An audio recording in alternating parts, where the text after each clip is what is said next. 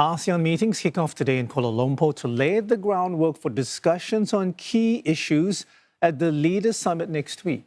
And Malaysian Prime Minister Anwar Ibrahim says the civil war in Myanmar, maritime disputes in the South China Sea, the conflict in Gaza, and higher U.S. tariffs will top the agenda.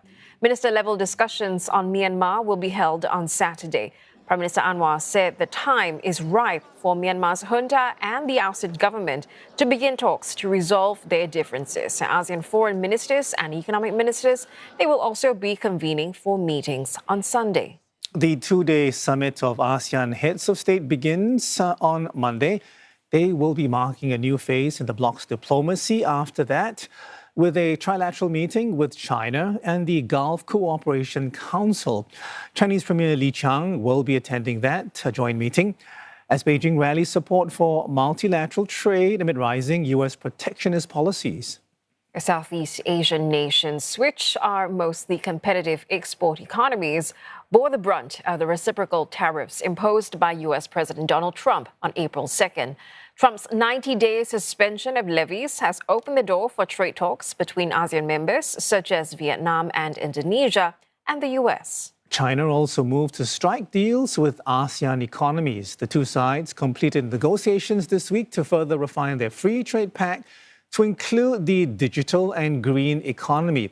Malaysian Prime Minister Anwar Ibrahim is set to unveil a declaration on Monday, preparing the ground for the grouping's future in digital transformation, as well as in governance and strategic preparedness. And for more on what we can expect, we're joined by Sharon Seah, who is coordinator at the ASEAN Studies Centre at the ISEAS, Yusof Ishak Institute. Hi there, Sharon. Good morning. Thanks for joining us. So quite a bit on the agenda. There's US tariffs, there's Myanmar, Gaza, territorial disputes, all there. But which are you expecting to be the most challenging for ASEAN to deal with? I'm guessing it has to be the tariff curveball. I think you're right.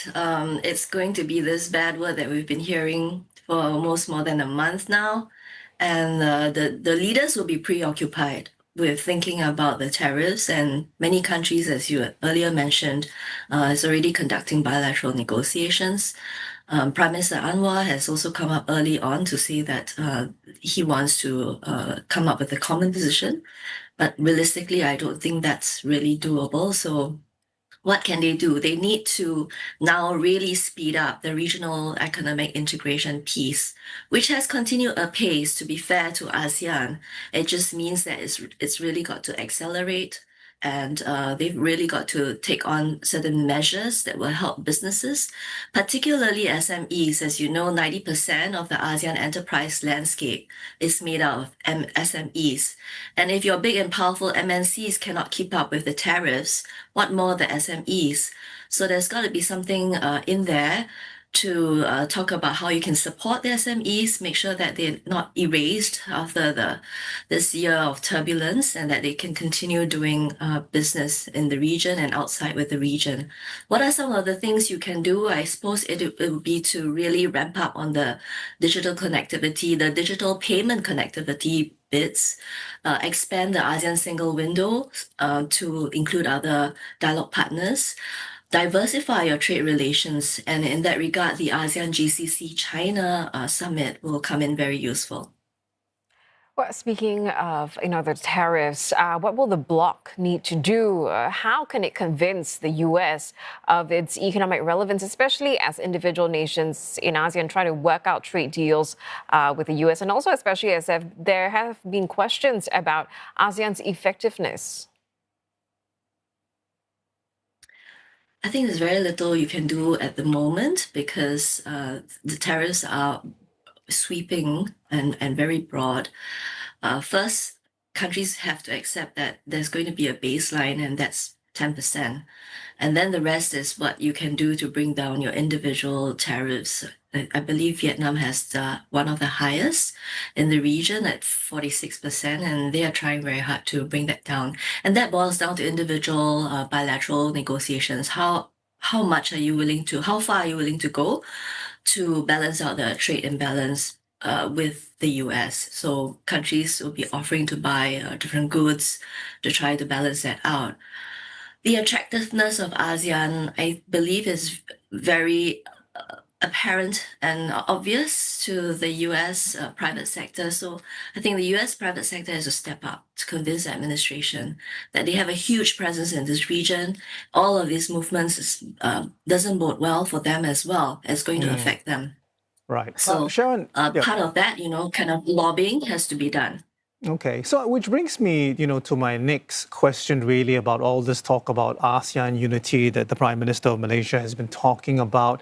But the fact of the matter is the bloc hasn't sent a trade representative to represent the bloc. Has been individual countries. So is this whole idea of unity something that is actually just not going to happen? Because we know that the Trump administration prefers direct country-to-country talks. I don't think you can send an ASEAN trade rep in the way that the EU can send its commissioner or trade commissioner, because ASEAN's just not built that way. We're not supranational. It's a regional organization, and we don't pool our sovereignties together. So on trade positions, every country will maintain their sovereign position, and that's implicitly understood amongst ASEAN members. So the furthest you can do is to put out a unified position to say that we will not retaliate against all of these tariffs. Of course, we know in reality ASEAN cannot retaliate, but I think it's still useful for ASEAN to put it out there as a talking point. But then it really comes down to the individual bilateral negotiations. As I mentioned earlier, how prepared are countries? How far do they want to go with this? This is the DNA of ASEAN, and also that its diplomatic approach has been consensus, non-interference. But given that we're seeing, a rapidly changing geopolitical landscape, shifts in alliances, U.S. becoming more isolationist, is it perhaps time to change that approach and be more assertive, take greater collective economic action, try to follow the EU?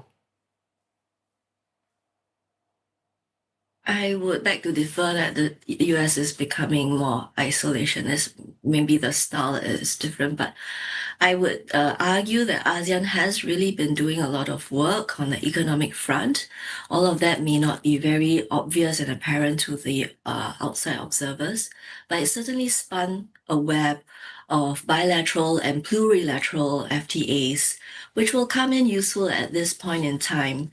And I do think that ASEAN can think out of the box by inviting certain significant trade partners of ASEAN to join FTAs like the RCEP.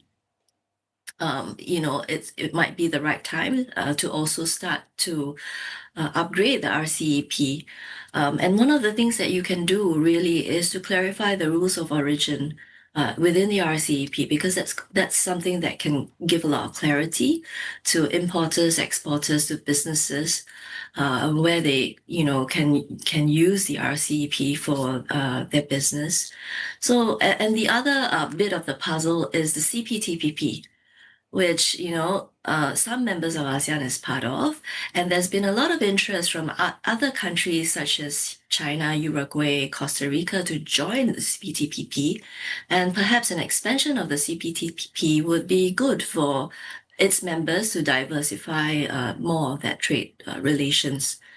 So I think these are some things that ASEAN can do, and as I said, that there's really not much you can do in terms of, trying to convince the US.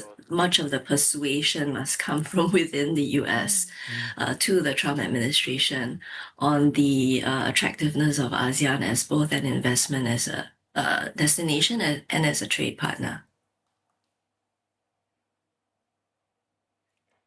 All right, Sharon, we appreciate your time and thanks for joining us this morning. That's Sharon Seah, Coordinator, ASEAN Studies Centre at the ISEAS Yusof Ishak Institute.